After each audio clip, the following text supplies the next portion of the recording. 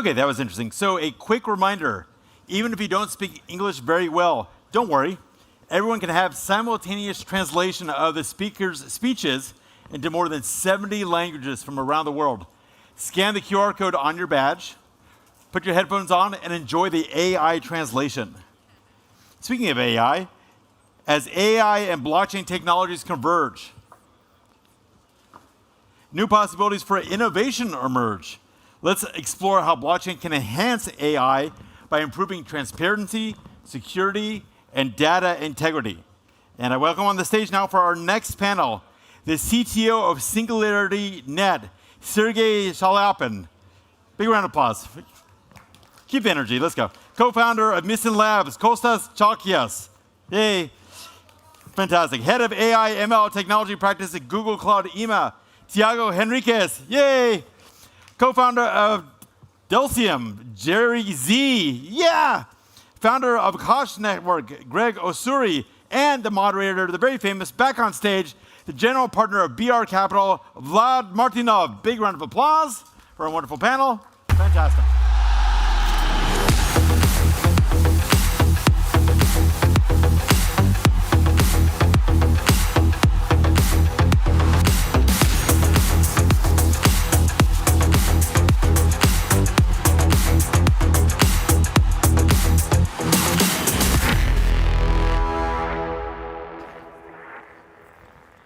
Hello, everybody, again. Welcome to our panel. And we're going to talk about AI and blockchain,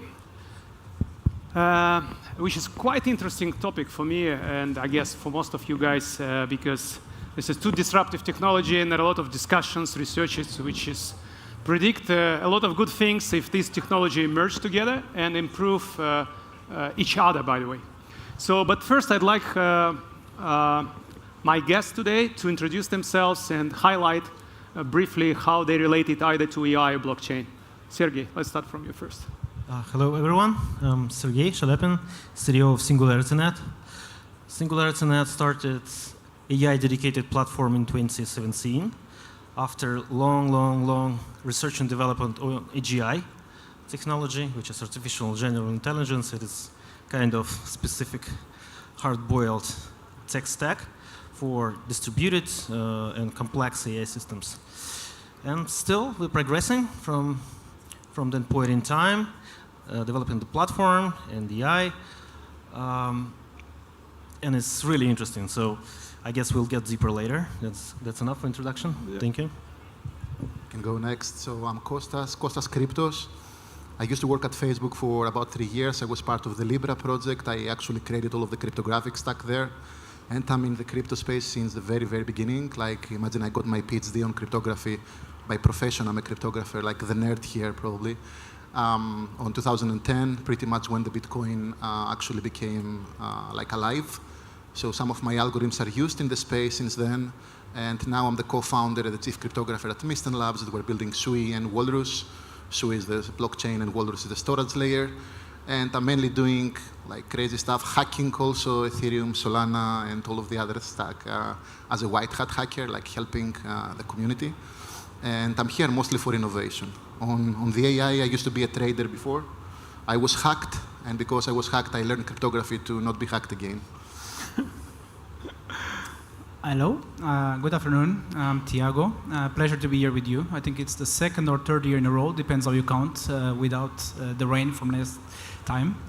So good to be back here. Thanks for the invite. So I work in Google, specifically in Google Clouds. And I have the pleasure to lead the fantastic technical team of artificial intelligence specialists. So myself and my team, we work with some of our most strategic customers, primarily large enterprises, up to sometimes strategic startups across different industries. And our goal is really to help those companies to adopt our portfolio of different AI solutions. Of course, these days we live in a generative AI that I'm sure we'll talk about, and just make sure that they can adapt them for different use cases, including, of course, Web3 and the other ones that we'll talk through today. Thanks for having me. Thanks. Hey, guys. This is Jerry from Decentralized. So basically, our team has been doing AI for a very long time ago.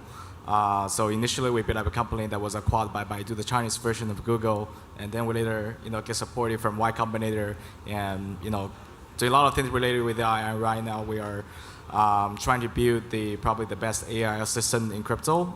We are probably using the very similar mentality of teaming up with AI to make us have a better life, to enable those AI to be able to communicate, collaborate with each other, to helping us to dealing with our let's say some use cases like online shopping or making an appointment for you. So initially just to building a very good portal for human to interact with AI. That will be everything we are building now. Thanks. Thanks.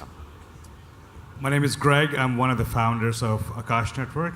Akash is the world's first decentralized supercloud, and a supercloud, like the name suggests, connects cloud-capable compute as a supercluster and enables hard-to-reach compute, such as GPUs, to come to a market in a permissionless and a decentralized manner. Today, Akash is a leading provider for GPU accelerated compute, powering companies like NVIDIA, and more importantly, powering the decentralized AI training as well as inference, and growing one of the fastest growing networks as well. So I'm super excited to be on this panel. Thank you guys for introduction. And my first question I'd like to address to you, Tiago. I don't know why. Maybe because you're in the middle, maybe because you are the only one who represent the big high-tech corporations, which is not from crypto.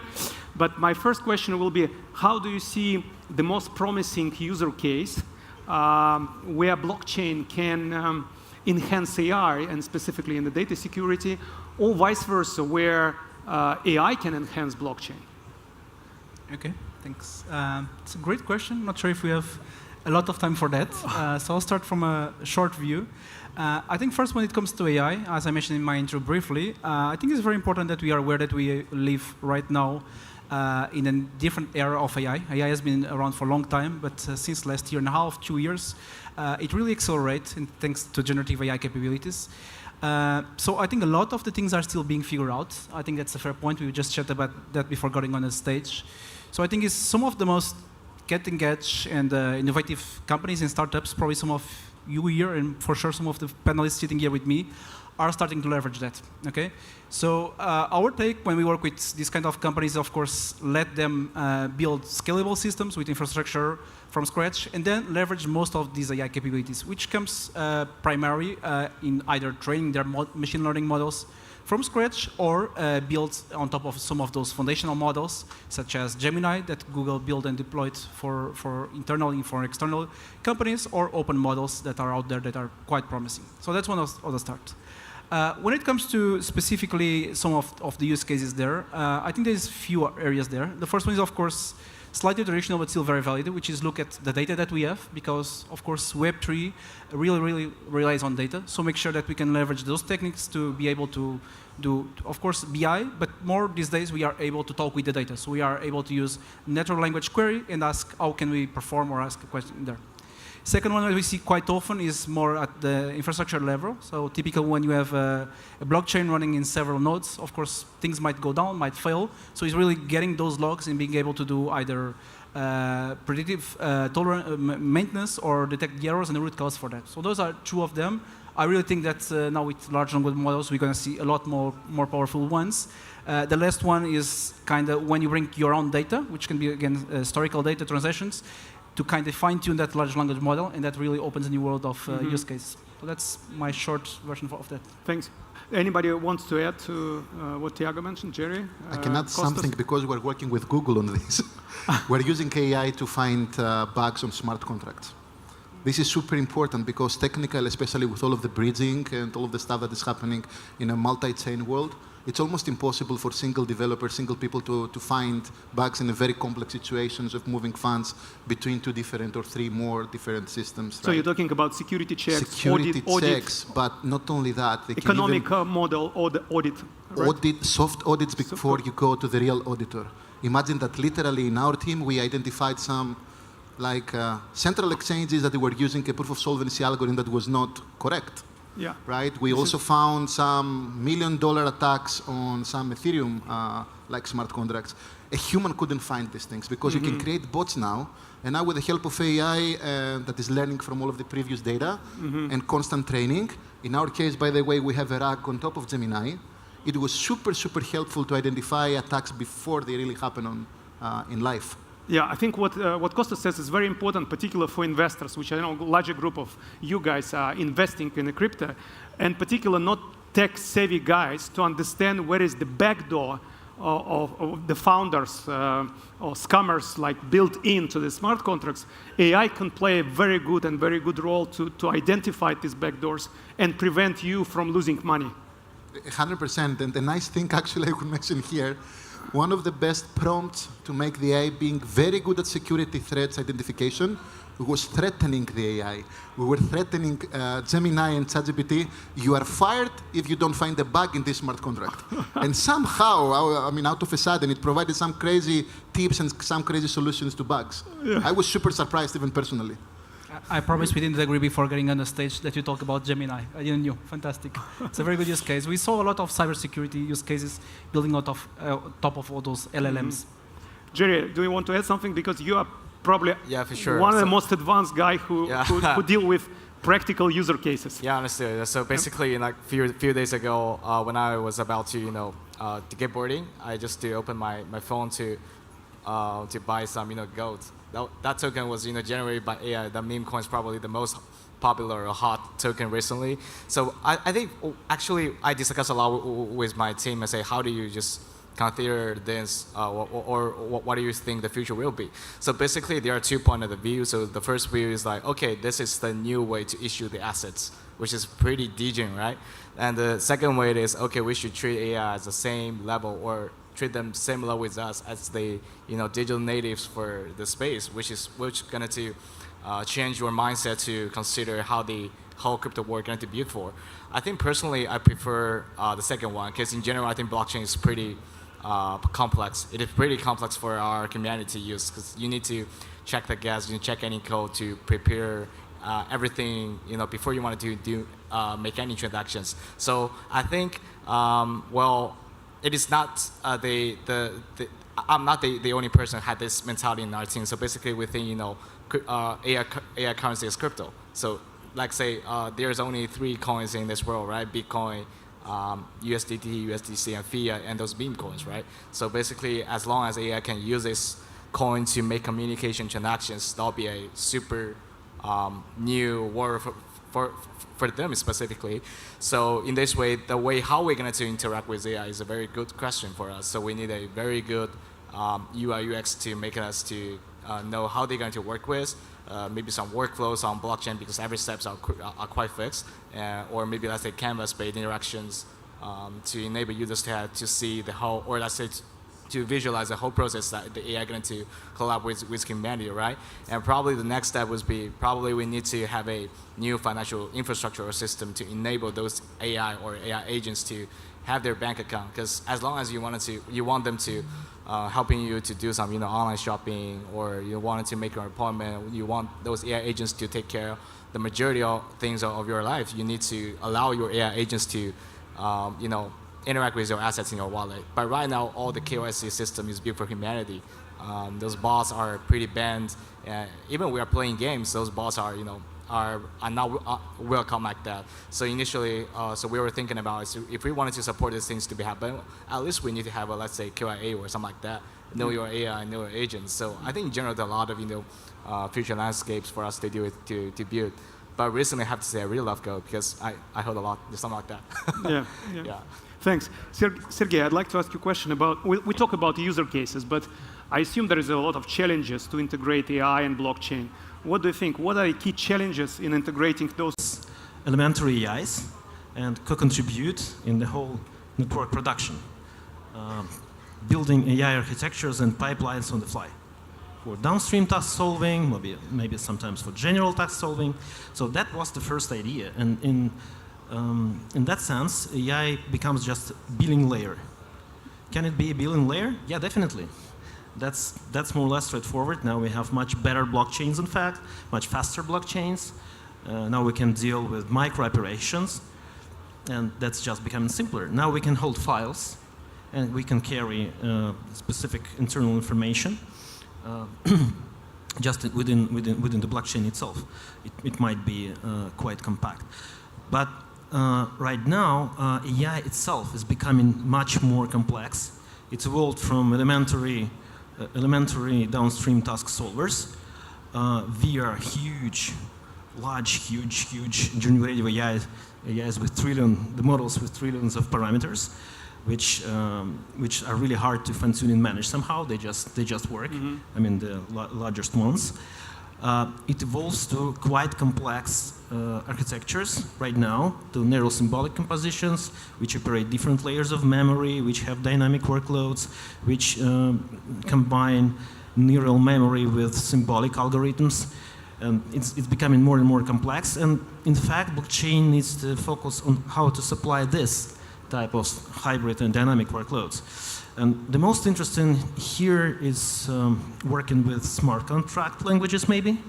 So these new generations of AI, which are much closer to AGI in terms of performance, and which are more or less narrow symbolic AI architectures in terms of in terms of technical description.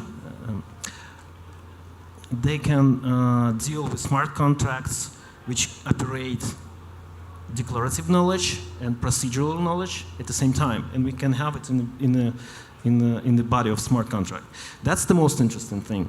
The second thing maybe is building knowledge layers for downstream task solving and distilling this knowledge, so coming from data paradigm to knowledge paradigm, and that just opens a really wide avenue for the blockchain, how to deal with this distilling knowledge for variety of use cases. That's a task for the network, task for the community. So we can build communities based on blockchains and leverage blockchain billing for this. And that will be really beneficial for this new family of AI algorithms, which are much more complex and dynamic. Okay. So maybe these two use cases are the most important and promising to me. Okay, thanks. Greg, I'd like to ask one question which probably directly relates what you do.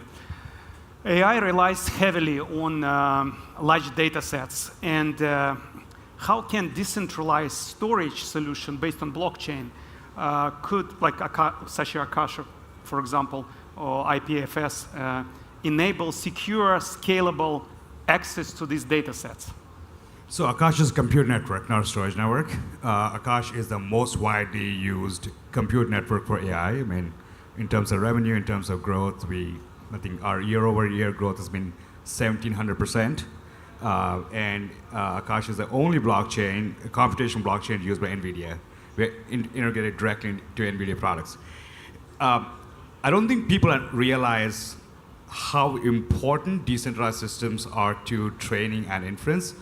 Until about 3 weeks ago, the general notion of training was you needed co-located high bandwidth GPUs, in the sense GPUs located in a single area connected in a low latency setting in order to do any meaningful training.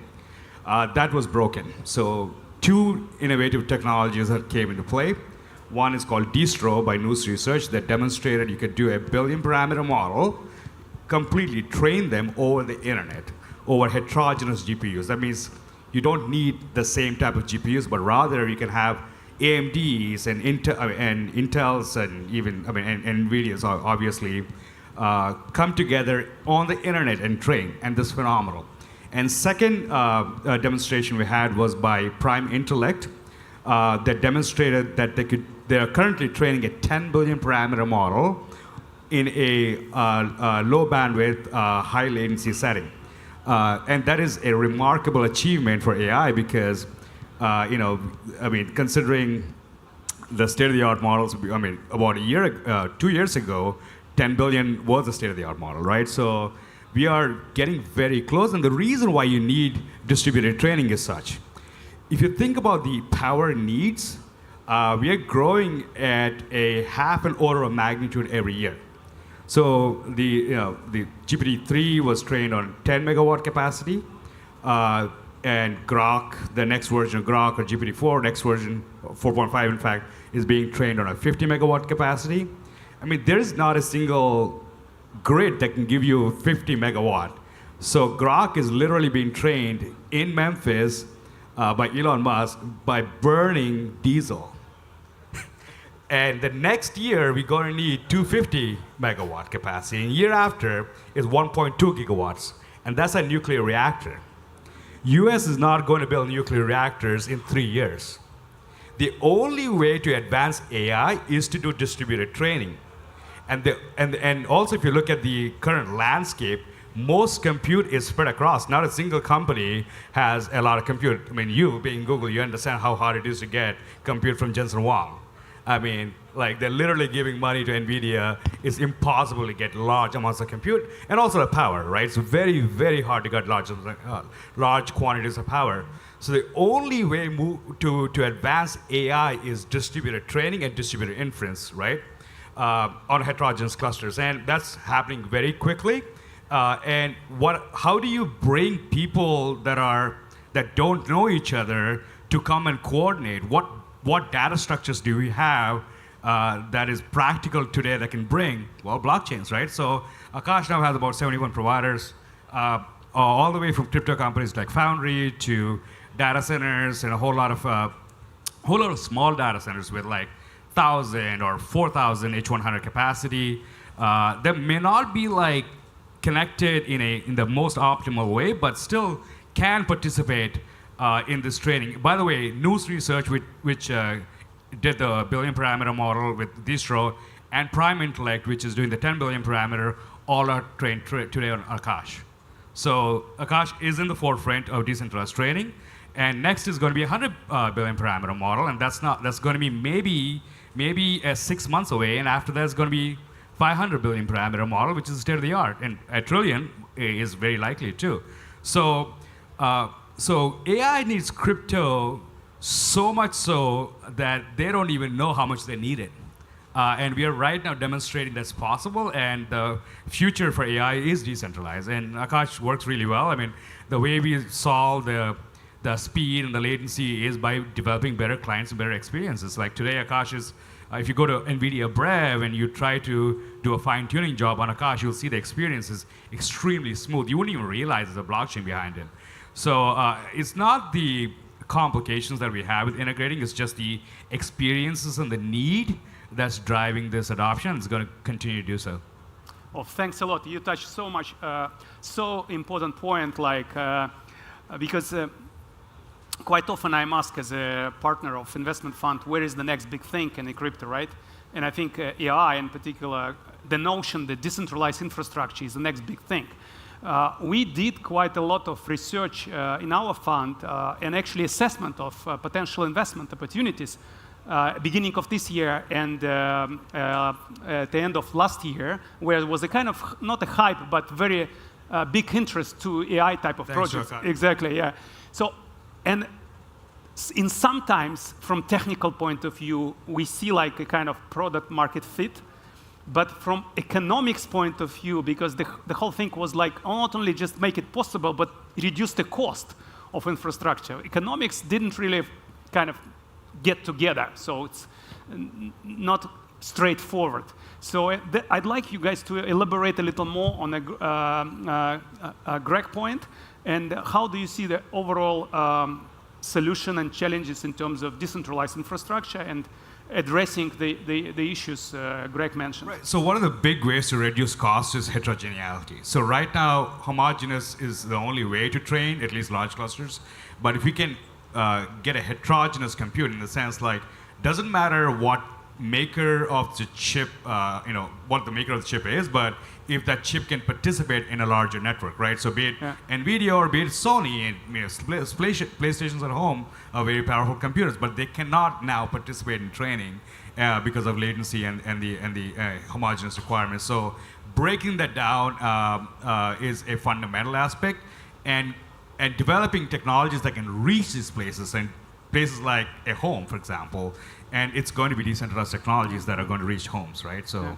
Sergey, you want to add something? Yeah. That's a really good point about bringing heterogeneous distributed supercomputing as a kind of the next standard for novel models. But I would just like to augment this with the architecture change, because we start to think and start to implement heterogeneous compute, open networks, making it practical, but we're still thinking in monolithic workloads. And workloads themselves always will go far from monolithic really soon. So I see from my point of view a disrupt in architectures, and that workloads for real AI, we are talking mostly about machine learning and ML operations right now. We are talking in terminology of training and inference of memory models, and that's it. But real AI, not machine learning setups, would be much more complex. And some of the information could be distilled and could be shared for the future, and we will need compute anymore to recompute the same computational path. And we'll need to operate graphs. We will need to operate life cycles of smaller models, which need to be fine-tuned in a schedule, in a loop. We'll have AI in the loops. We'll have human in the loops. So we can talk long about this, but generally we will have heterogeneous supercomputing of completely non-monolithic and dynamic workloads, which like change everything. Anybody else? If I can also add something, we're talking a lot about training, but especially the blockchain is also providing the element of transparency. We need to know that something came from an AI and not by a human who just changed something, right? I personally seen this issue happening because people were using heterogeneous GPUs, and because the arithmetic model was slightly different, the same prompt was giving different results from the same model in different computers, or even different models. And it's impossible on the blockchain to have a consensus. Okay, let's assume that this was like a voting scheme and the AI is voting on something. Now, is this coming from an AI? Or it's coming from a human who affected the result of the AI? And there is where cryptography can help, right? I believe there are models now where there will be consensus even on the responses, on the verifiability of AI, and there is also, even the randomness plays a role. Sometimes, like, we need to get from the blockchain the unexpected randomness, imagine the next block of Bitcoin or something else, to ensure that it's seeded the same way in all of the machines that are responding, and then let's assume we're getting a threshold result, like 3 out of 5 said that this CryptoKitty was evolved this way, then we accept it. And this is a problem. I've seen many situations of AI being, they're trying to have the blockchain getting AI oracles inside, but it's not verifiable, it's not transparent. So we will see zero knowledge proofs, we will see some tech on the crypto space that will help AI to be more transparent. And obviously digital signatures, right? Someone who is posting like a result from Gemini or ChatGPT on Twitter, how do you know it's real? Mm-hmm. There is no way, right? There is no way. Someone can just change something and then you can affect the elections. Mm-hmm. With blockchain, we can confirm yes, authenticity. Of course. And real identity. This is not a fake. This is really true. Yeah. Tiago, you want? I just want to speak briefly on one word that was said here, which was the word distill. So, of course, training and inference are two very different worlds, and there's a lot of projections how over the years, with advancements of AI, inference is going to be even more important and more high scale. One of the things that we actually put out there in our managed service called Vertex to deploy any kind of LLMs is something that there's a model distillation. Without getting too technical, the idea is that when you have a big model, you really don't need all that information. So you can create a smaller model that just answers your business-specific questions, and then that will be much lighter and faster at inference time. Okay, and we really expect also over time that other fine-tuning techniques keep evolving and be more cost performance efficient. So I think there's a lot of evolution in that space very fast. Mm-hmm. Thank you, guys. We need to wrap up, and let's do a final closure remarks round and try to answer the question like, what is the next big thing for the next 3 years? Because a part of the audience are builders, a part of the audience investors. What the builders should start building and where investors should invest to. Sergey, you go first. Not only model destination, but knowledge destination, and distill explicit knowledge governance done by distributed blockchain networks. I will talk about a startup I want to see. I want a smarter wallet than me. literally helping me on finding attacks or helping me optimize my profits, all of this stuff. AGI wallet, I'm surprised this doesn't exist yet. Thanks. I'll be slightly controversial. I think it's very hard to predict with accuracy what's going to happen in 3-5 years in AI, just because of the fast pace of innovation. So I'll not make a statement there. I would say the thing that I see more exciting these days, and I think it's going to have impact when we use AI, is something called agents. We don't have a lot of time to talk about that, but that's definitely really getting from A to B, as a human getting to tasks, split those tasks, have small agents that are a piece of software collaborating, specializing to get to an outcome, and that I think will transform a lot of the business processes, and you'll see a lot on that space. We are very early days on the agents, but very promising. Actually, I agree with you. 5 years, completely unpredictable. Maybe 2 years time frame, it's more or less okay. And so in general, I think there will be like a spectrum. Like the right side is more infrastructure oriented, and the left side is more user-oriented applications. Yeah, exactly. So basically, I think if you want to just to push forward to make everyone just enjoy the benefits or the very promoted experience of AI, not going to be aligned with our way with humanity, right? So basically, we need to actually from my perspective, that will be the best. Or the huge opportunities to facilitate the infrastructure for AI to interact with the existing financial system, to make them be able to interact with our transaction or account, something like that. That's very public opinion. But personally, I really wanted to date in with a model again, just to make it more interesting to have a better life. That's it. It's very simple. Yeah. Yeah, thanks. So look at the full stack, right? For AI, you need compute, you need data, and you need models. And above that, you need power, energy. And above that, you need connectivity. Without connectivity and power, there is no AI. So I don't know how many so we do need that. Nuclear reactor. Microsoft bought a nuclear reactor. I don't know if Google is buying one, but I do know Oracle is building a few. The price of uranium went up recently. But I think, in all honesty, I think DeepIn has an incredible shot here because there are new networks that are decentralizing energy, which is very fascinating. Of course, networks that are decentralized compute, data, or even, as a matter of fact, even model monetization. Like networks like BitTensor is phenomenal, right? And then we have, I guess, the whole connectivity, wireless to physical connectivity is something that's going to be much more critical in a connected world. If you think about it, 5% of global GDP will be spent on AI by 2030. And that's the prediction. 5% of global GDP. And that's not a small number. That's a lot. So if you want to really see where the buck is moving, I think you got to see where the AI is coming together. And that's going to be in DeepIn, in my opinion. Well, guys, thanks a lot for the interesting discussion. Let's give a round of applause to our guest panelists. And have a great rest of the day.